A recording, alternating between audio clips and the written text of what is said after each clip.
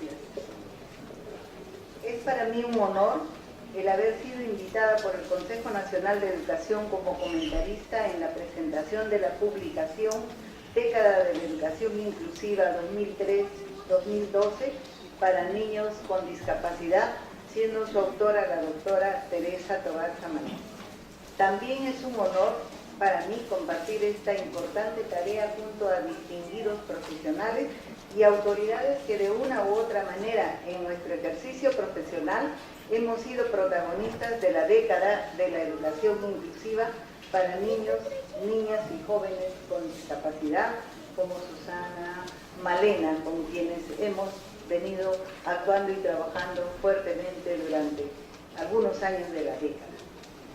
Felicito al Consejo Educativo Nacional Comisión de Aprendizajes por su interés en visualizar los avances, dificultades y perspectivas de las políticas adoptadas y tal como señala el documento que se presenta, con la finalidad de brindar recomendaciones a los gobiernos regionales y a las direcciones de educación a nivel nacional para que las lecciones aprendidas se utilicen y pongan en práctica acciones y políticas de educación inclusiva que se enlazan con el objetivo número 1 del Proyecto Educativo Nacional, como ya se ha dicho en esta reunión, resultados y oportunidades educativas de igual calidad para todos. Recalco lo que dijo José Ignacio, para todos, que es muy amplio y que en el campo muchos de los profesores dicen, en ese todos no nos considera, no estamos los que tienen discapacidad, pero ahora lo hemos entendido con mayor amplitud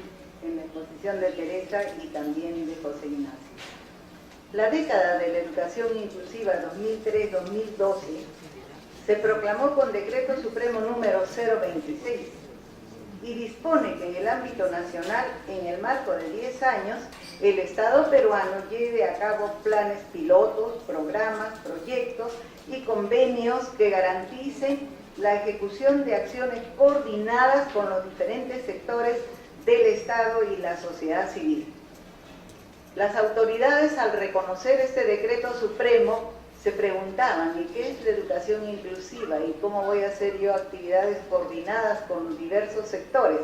Para eso hubieron muchos apoyos durante esa década, que también lo señala Teresa en su obra, que son pues la sociedad civil, y tuvo bastante aporte, base legal, como la Ley General de Educación, como la Ley General de la Persona con Discapacidad, que en su momento fueron los primeros en hablar en materia de inclusión casi en toda la región. Señala asimismo Teresa que recién es a partir de los últimos años de la década que se han empezado los primeros pasos para la inclusión educativa de las personas con discapacidad, especialmente en cuanto a la normativa vigente, en la que se aprecia avances significativos orientados a desarrollar una educación inclusiva con salidas múltiples y modalidades que mediante programas y acciones educativas respondan a las necesidades de todos los niños, niñas, adolescentes, jóvenes y adultos con discapacidad. En el documento, la autora invita a una auténtica lectura en la que no exagera la profundidad de su investigación que surge de su conocimiento y nutrida experiencia en el tema y su aporte ético y confiable profesional que toma en cuenta, además de la base normativa amplia, nacional e internacional, toma también los apuntes de las diferentes autores, normativa ya existente tanto en el marco nacional como internacional. En la primera parte del documento, la autora fundamenta la educación inclusiva, hace referencia a que el término de educación inclusiva se usa en el medio profesional especializado en temas de discapacidad, para señalar que es la educación que se imparte en la escuela común a los niños, niñas con discapacidad en condiciones de inclusión en las diversas instituciones educativas de su barrio, de su vecindad, con sus amigos, con su familia, sin tener que buscar una escuela especial y trasladar grandes distancias para encontrar la soñada educación que responda a sus necesidades. En el informe se presenta una visión clara sobre la situación de la educación especial durante este periodo de los 10 años. Para ello se fundamenta en dos aspectos. Primero, en los informes ya existentes, y en segundo lugar también en el documento se presentan situaciones de actores, de grupos focales, actores que han venido informando la realidad de todas las dificultades que han venido encontrando para poder realmente responder a las necesidades educativas de los estudiantes con discapacidad en un marco de inclusión.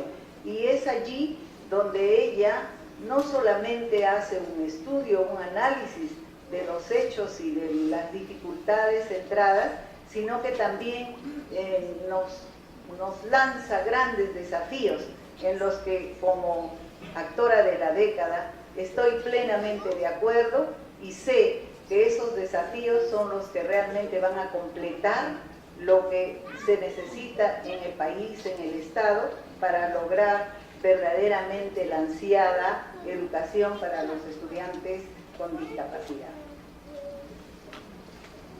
En los 6 desafíos que plantea la doctora Teresa Tobar, me parece la más interesante de mi experiencia de pasar por los corredores del Minedu es el Plan Sectorial de Educación Inclusiva, que se quedó en comienzos y que debe terminarse como ella misma lo ha planteado.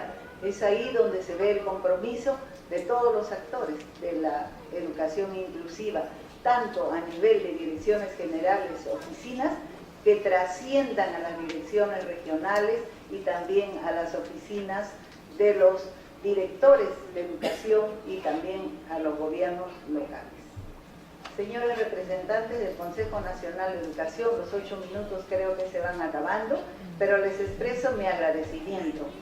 Y a Teresa Tobar, mi gratitud por su obra pedagógica, técnica y educativa, y que en sí reconoce un periodo de 10 años de una real lucha y enfrentamiento alturado y profesional para demostrar que la educación inclusiva es profesional y social para dar oportunidad al ejercicio del derecho a todas las personas sin distinción, pequeños, niños, jóvenes, que con una u otra discapacidad se enfrentan conscientemente a procurar un equilibrio de aprendizaje esforzado y en el que todos los maestros especiales ponen su empeño, no solo con ellos, sino con el de convencer a la gran mayoría de docentes, directivos, incluso a padres de familia, de estudiantes supuestamente normales que participan en las aulas. Recomiendo al Consejo que este documento no solamente sea difundido, sea distribuido, sino que se trabaje en grupos focales, en el consenso de las direcciones regionales, a todo nivel, para que el impulso que ponen y el énfasis que pone Teresa Tobar también llegue a cada uno de los actores que tienen por delante el cumplir con estos desafíos que ella nos propone. Muchas gracias.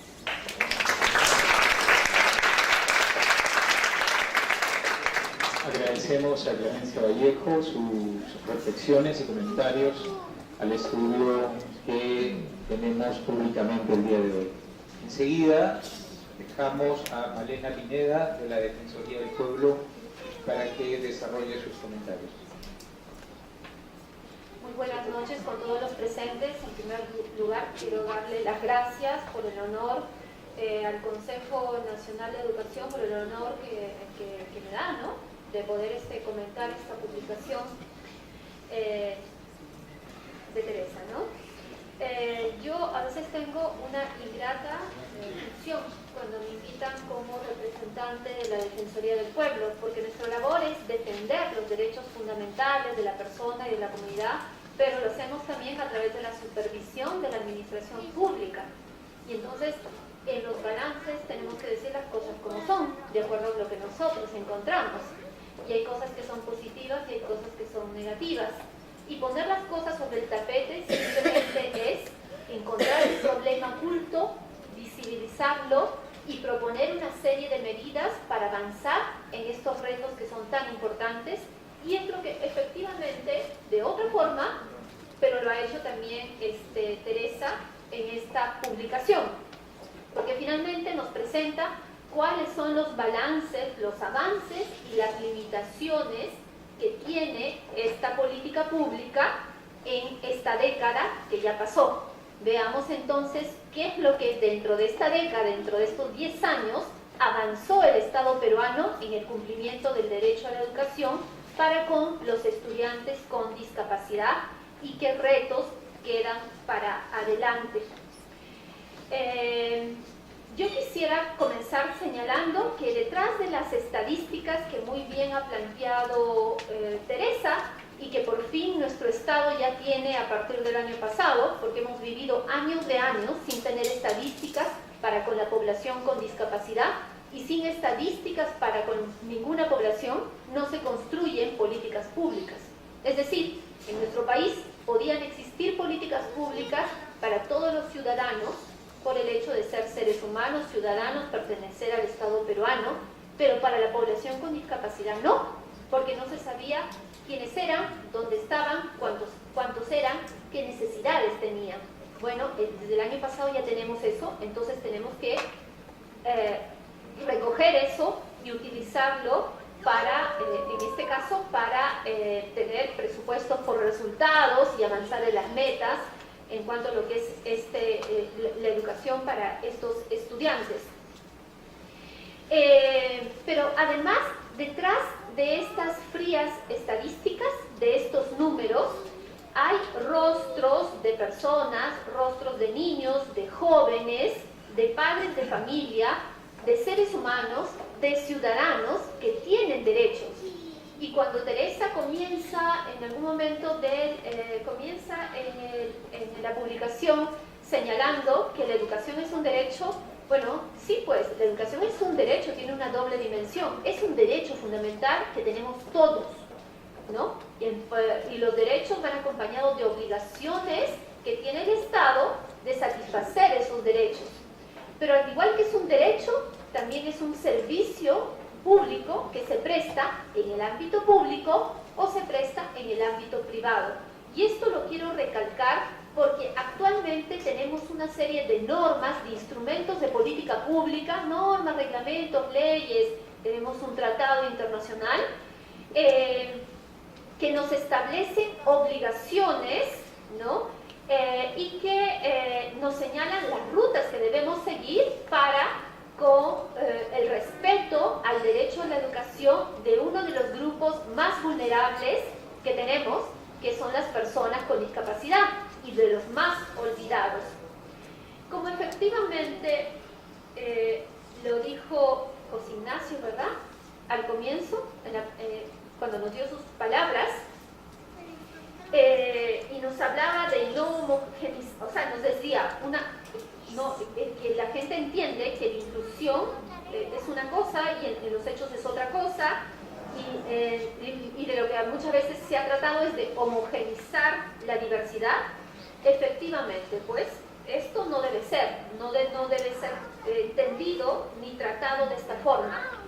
Homogeneizar o que los estudiantes con discapacidad se adapten al resto, eso no es hacer inclusión, definitivamente. Eso es otra cosa menos lo que es inclusión. Se rescata en la publicación los valores axiológicos, ¿no? La ética que está detrás de lo que es hacer inclusión y de lo que es hacer inclusión en materia educativa. Y eso es muy importante que se tome en cuenta porque son esos valores los que tienen que ser también incorporados en los planes en el plan educativo nacional, en los planes educativos institucionales, en el PAT, en el PEI y en todos esos instrumentos de gestión. O sea, si yo tengo chicos con discapacidad en un colegio y mis instrumentos de gestión no tienen ningún desarrollo sobre lo que es la inclusión educativa, pues esos chicos están ahí de repente de adorno o calentando la silla, pero para nada están aprendiendo. Y nosotros sabemos que un chico que está en esas condiciones, donde no se le garantiza la educación, donde no tiene logros de aprendizaje, donde los contenidos no le sirven o no hay contenidos para él o son más bajos, es un chico que va a salir del sistema educativo. Y lo que no queremos es eso, ¿no? Lo que queremos todos, y los que hemos estado involucrados en esto, yo creo que el Estado peruano también, es acortar las brechas que hay respecto a la educación de los estudiantes con discapacidad.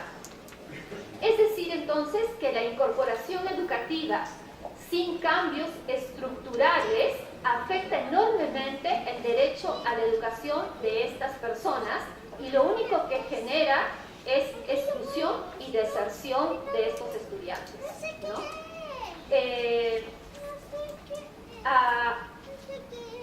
Yo tengo que, es mi obligación, desde la Defensoría del Pueblo es nuestra obligación decir si se hace un balance de la década de la educación inclusiva, señalar que efectivamente tenemos instrumentos de políticas públicas bastante buenos en sus diseños, en sus contenidos, pero de ahí a la implementación, a los hechos, a cómo esto lo pueden disfrutar los chiquitos con discapacidad, las niñas, los jóvenes en edad escolar, ahí comenzamos a tener problemas, ¿no? Y la implementación en esta década definitivamente no ha garantizado la efectiva inclusión de los estudiantes con discapacidad en el proceso educativo. No lo ha garantizado, ¿no?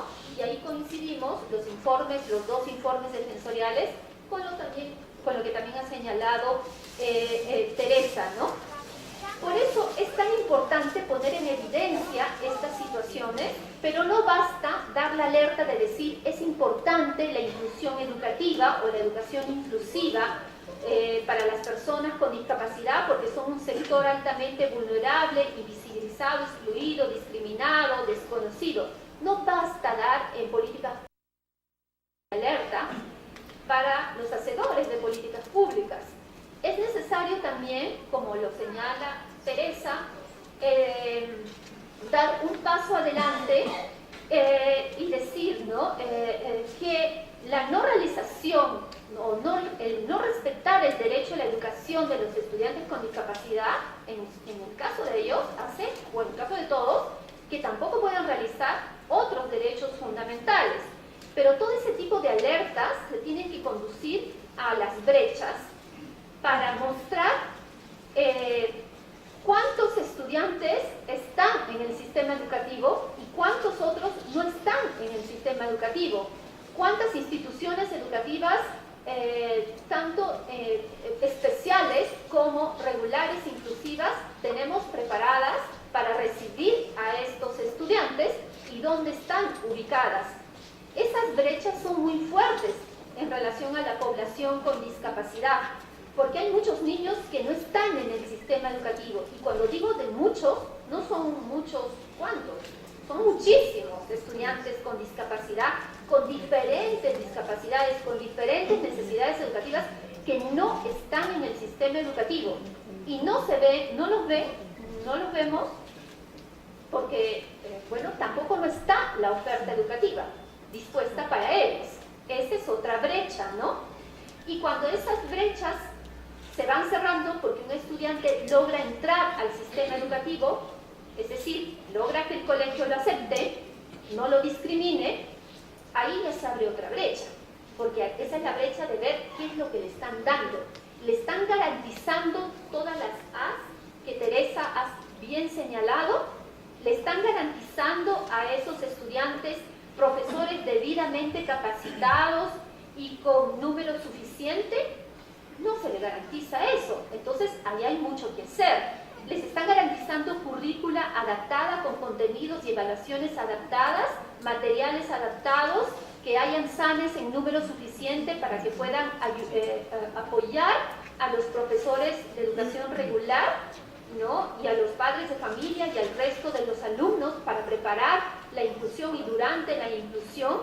Hay suficientes colegios en infraestructura que sean accesibles para recibir a estos estudiantes. Bueno, estos son muchas de las brechas que hay en el largo camino que se ha venido recorriendo, y es más de 10 años, pero que falta recorrer. Todavía estamos en pañales en materia de discapacidad en general y en materia de educación inclusiva también. Entonces, para finalizar, Yo rescato también, entre todo lo que muy bien ha señalado Clemencia, ha señalado Teresa, que efectivamente es una temática que el Estado tiene que transversalizar, tiene que trabajar de manera transversal internamente, pero el Ministerio de Educación tiene que ejecutar su rol rector en materia de educación inclusiva. Y eso lo tiene que hacer a nivel nacional, a nivel descentralizado con las regiones, ¿no? Y como estamos hablando de una población sobre la que el Estado tiene mucha deuda, mucha pero mucha deuda, entonces no podemos, o no se debe esperar más. No se puede decir, vamos a ir por la progresividad. O sea, cuando el Estado da pasos adelante, pues es un Estado que ya no puede retroceder, sino que tiene que ir mejorando. Y yo creo que, no creo, sino que es bien claro que en la publicación es eso a lo que apunta Teresa, ¿no? Que a lo que apunta coincidentemente también la Defensoría del Pueblo, a que se vayan cerrando esas brechas, se vaya pagando esa deuda que se tiene con la población y tengamos pronto, podamos ver todos pronto, una nueva generación de estudiantes con discapacidad que salen de los colegios públicos y privados con un futuro distinto, con un proyecto de vida trazado de manera muy distinta a lo que sucedía hace una década. Cuando podamos ver por primera vez esa promoción de estudiantes felices, contentos, con logros de aprendizaje, pues habremos comenzado a cumplir con algo en esa deuda. Mientras tanto, todos creo que tenemos que estar muy unidos, hacer mucha bulla y trabajar porque esto se logre. Muchas gracias.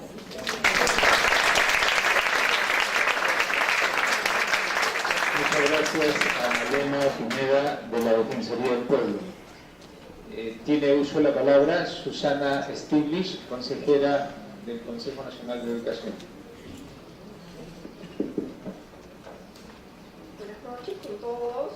Quisiera saludar primeramente a todos los consejeros que nos acompañan esta tarde, como también a los miembros que están aquí en la mesa, a Elena Pineda, a Clemencia Vallejo, a Teresa Tobar y a todos los invitados que se encuentran aquí presentes. Como bien al inicio José Ignacio López Soria mencionó, esta publicación ha sido producto de un encargo por parte de la Comisión de Aprendizaje del Consejo Nacional de Educación. Dentro del plan operativo, el plan de trabajo del año 2012, se acordó conocer un poco más en detalle de qué era lo que había pasado durante la década de la educación inclusiva.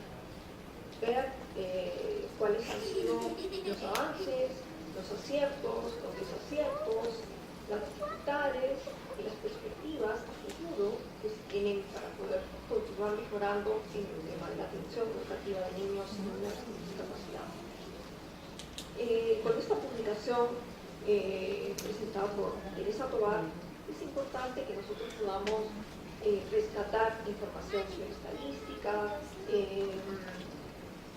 los avances de política, los resultados que se han venido teniendo en esta década, pero sobre todo creo que es importante prestar atención a las recomendaciones, a las conclusiones que presenta este estudio para que se pueda continuar trabajando hacia una agenda para mejorar la educación inclusiva. Como bien lo dice Manela, estamos todavía en pañales, todavía hay mucho por hacer, si bien tenemos un diseño, políticas, normas, todavía en la práctica no se vienen dando resultados, y los resultados que queremos es que tengan nuestros estudiantes logros de aprendizaje, que terminen el colegio sabiendo, conociendo, teniendo suficientes preparación, formación para afrontar el futuro, sea estudiar en educación superior técnica, universitaria o trabajar, ¿no? O sea, que tengan la suficiente preparación para ello. Es importante que demos una mirada a estas conclusiones que presenta este estudio, no solamente para todos los involucrados en el quehacer educativo, sino también, como nos dice Malena, que tiene que difundirse y trasladarse en las regiones también, tomen esta responsabilidad. Si bien el Ministerio de Educación tiene la responsabilidad como entidad rectora, también los gobiernos regionales deben incorporarse al asunto, también se compren el asunto y no y trabajen de manera conjunta, ¿no? Quería también revisar algunos de estos puntos, de estas conclusiones que presenta el libro, que me parecen importantes. Una de ellas con respecto a la normativa. Concuerdo con Teresa que es necesario completar algunos vacíos legales que todavía persisten. Que algunos de ellos se vienen subsanando, complementando con la directiva de año escolar, pero todavía hay normatividad que está pendiente de regularizar y de definir. Y ahora, con mayor razón, con la publicación de la Ley General de la Persona con Discapacidad en diciembre del 2012, se cambian algunos artículos de la Ley General de Educación y se incorporan algunos artículos nuevos que tienen que también incluirse y reglamentarse. Considero importante que la normativa se vaya perfeccionando, puliendo y siga el espíritu y principios de la perspectiva o el enfoque social que entiendo señala la Convención sobre los Derechos de las Personas con Discapacidad. Es fundamental que esta normativa, estas directivas también se puedan difundir hacia todos y que todos lo puedan utilizar para poder exigir el cumplimiento. No es suficiente con conocer la norma, ahora cómo la cumplen, ¿no? Porque todavía persisten situaciones en las que instituciones educativas todavía niegan la matrícula a niños y niñas con discapacidad, tanto en el sector estatal como en las instituciones educativas privadas. Por otro lado, siendo un poco más específica, la disposición, las normas, me parecen un tanto discriminatoria o rígida, por así decirlo, cuando se refieren que la educación inclusiva, que los niños y niñas con discapacidad leve o moderada deben ser incluidos en escuelas regulares y los niños con discapacidad severa o múltiple deben ser incluidos en educación especial. Me parece esto bastante rígido y bastante discriminatorio. Hay chicos y chicas con discapacidad múltiple o severa que perfectamente podrían estar bien incluidos en la escuela regular, como también pueden haber casos de personas con discapacidad severa, moderada o leve, que requieren de una educación especial. Y aquí como que la norma limita, debería ser para personas con discapacidad de inclusión, como también la educación especial, ¿no? Cada caso, cada persona con discapacidad es diferente. Todo depende de la educación que reciben de sus familias, en casa, de las oportunidades que tienen para rehabilitarse, para educarse. Y hay casos en que donde se requiere que puedan incluirse en un ámbito regular, como hay casos en que se requiere una atención de educación especial.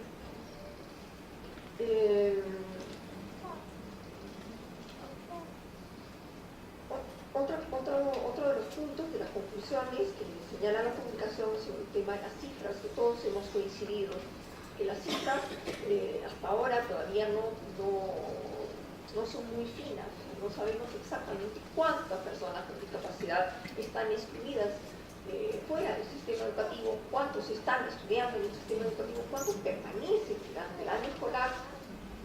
Esto necesita un mayor trabajo para que es una responsabilidad tanto del INEI como el CONADE para que los censos nacionales de población incluyan información estadística sobre discapacidad, como también creo que el Ministerio de Educación, a través de la Unidad de Estadística Educativa, también deberían de organizar y producir datos fiables de cuántos alumnos están matriculados en el sistema educativo, cuántos de esos matriculados permanecen durante el año escolar. y permanecen durante la escolaridad, terminan primaria, terminan secundaria, terminan, no hay información principal. Si bien es importante conocer estas cifras, también considero que es importante conocer datos estadísticos de cuántos de estos alumnos que están incluidos en el sistema educativo, sea educación inclusiva regular o educación especial, cuántos están logrando los aprendizajes. En este caso, correspondería a la unidad de medición de la calidad, que incluyan en sus evaluaciones censales, en los exámenes que hacen a los alumnos de primer y segundo grado, que también incluyan evaluaciones a los alumnos de nivel de educación. Necesitamos conocer en qué nivel se encuentran, si están aprendiendo o no están aprendiendo. Como lo dijo Malena, que de repente están ahí de ahora, o no, o de repente están aprendiendo. Necesitamos saber cuáles son los aprendizajes que vienen logrando. Para tomar un ejemplo, en el caso de Estados Unidos, ellos hacen unas evaluaciones cada 10 años y miden a los estudiantes con discapacidad de acuerdo al nivel educativo, asignándole un grado de primaria. Las evaluaciones se hacen el último año de estudios de secundaria. Y en secundaria hacen un examen general y ven qué resultados de aprendizaje tienen.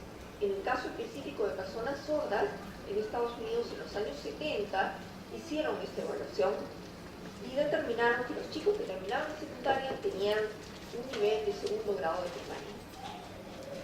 En los años 80 volvieron a hacer estos estudios y los chicos sordos que habían terminado secundaria tenían un nivel educativo de un cuarto grado de primaria. En los años 90 los chicos terminaron secundaria, habían llegado a cuarto grado de primaria, según estancado. Y en el año 2000 habían aumentado a octavo grado de primaria. O sea, a octavo grado, que es como primero o segundo de secundaria. Entonces, estas evaluaciones necesitan hacerse. Necesitamos saber cuánto están aprendiendo los chicos, en qué nivel están, para que puedan hacerse mejoras. En el tema presupuestal también concuerdo con las recomendaciones y las conclusiones que ha llegado Teresa, de que es importante que haya una mayor asignación presupuestal para la educación inclusiva. No soy experta en el tema presupuestal, pero sí considero que, como lo ha dicho también Malena, es un tema transversal. Si es que en el Ministerio de Educación hay presupuesto para materiales educativos, dentro de los materiales educativos tiene que haber cómo asignar presupuesto para que sean materiales adaptados a los niños. El sistema braille, o lengua de señas, o un material hablado, en fin, en distintos formatos. Lo mismo, si hay presupuesto para infraestructura, ese presupuesto para infraestructura también hay que prever para mejorar la accesibilidad física de los colegios. Si es que hay presupuesto para formación docente, que también se incluya información de cómo capacitar a los docentes en educación inclusiva. En fin, el presupuesto tiene que ser transversal en todo, no solamente un presupuesto para la Dirección General de Educación Especial y la Dirección General de Educación Especial, así que vea el tema de materiales, el tema de infraestructura, me dejo entender, eso tiene que ser transversal. Inclusive el presupuesto para la unidad de medición de la calidad educativa también puede hacer estos estudios y conocer los logros de aprendizaje de los chicos y chicas con discapacidad, tanto a nivel regular como en educación básica regular como en educación especial. Otro tema que también considero importante que de repente no se ha mencionado mucho es que se debe respetar lo que señala la Convención sobre los Derechos de las Personas con Discapacidad, de que algunos tipos de discapacidad sí requieren de una atención diferenciada por el tipo de comunicación que tiene, que es el caso de personas con sordera, personas con sordoceguera, que la educación debe darse en lengua de señas. Y si no hay lengua, los profesores no dominan la lengua de señas, tiene que haber intérpretes de lengua de señas en los ámbitos educativos para que puedan los chicos sordos aprender a la par de los demás. Lo mismo va para los estudiantes con ceguera, que también requieren material adaptado y las posibilidades de que ellos también puedan desempeñarse y desenvolverse utilizando la tecnología, el braille y otros para que no se queden atrás.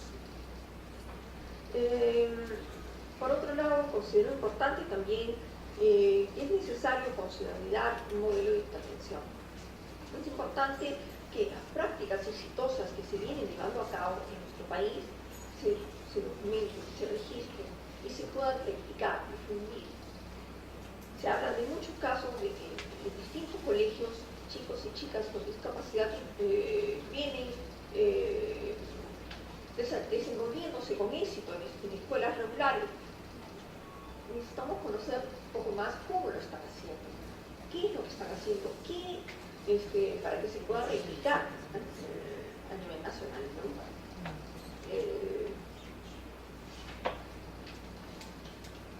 Y bueno, para concluir, creo que la situación de discapacidad en el Perú todavía está atrapada en la indiferencia y en el proteccionismo, puesto que no a todos los niños se les ofrecen las mismas oportunidades educativas, no todos tienen las mismas ayudas, sean estas curriculares, personales o materiales, necesarias para que puedan lograr un proceso académico y personal.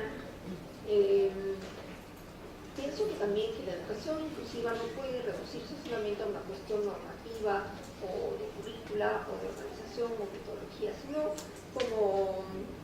como bien lo dijo José Ignacio, la inclusión es mucho más que eso, o sea, es una manera distinta de entender la educación, es un cambio de enfoque.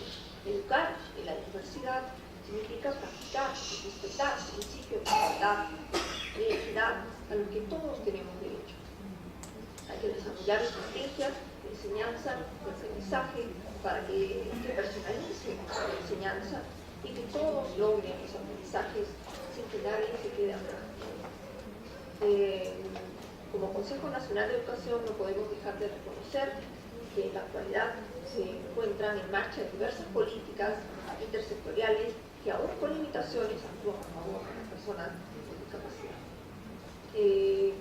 No quería terminar de agradecer y felicitar a Teresa Tobar por el trabajo realizado, así como reconocer a los expertos que colaboraron con el estudio y por los comentarios que se vienen anotados en este valle.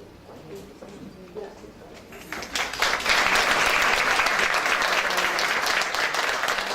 Agradecemos la presentación de Susana Stiglitz. Finalmente, voy a dar lectura muy rápidamente a los comentarios de Liliana Mayo sobre la publicación de Teresa. El informe de la doctora Teresa Tobar, la década de la educación inclusiva 2013-2012, es una respuesta a los muchos interrogantes que nos hacíamos acerca de cómo iba la educación inclusiva en nuestro país. El análisis que hace la doctora Tobar nos da esperanza que hemos avanzado en los últimos 10 años, porque tenemos toda una normativa que soporta la base de la educación inclusiva y la formación de una comisión intersectorial conformada con todas las direcciones que están relacionadas en el proceso educativo. A su vez, el informe es una alerta urgente, que hay cambios que se tienen que hacer de inmediato si deseamos que la inclusión escolar tenga éxito, porque los retos, como ella menciona, son enormes. Actualmente es una inclusión escolar no inclusiva, debido a que el sistema regular no asume su responsabilidad con los alumnos con habilidades diferentes, a pesar de que hay toda una normativa. Si esto está ocurriendo, también es importante preguntarnos en qué hemos fallado y qué estrategias debemos usar para que el sistema regular asuma la responsabilidad que le corresponde. En todo cambio, que uno tiene que convencer a los líderes que crean en la inclusión escolar.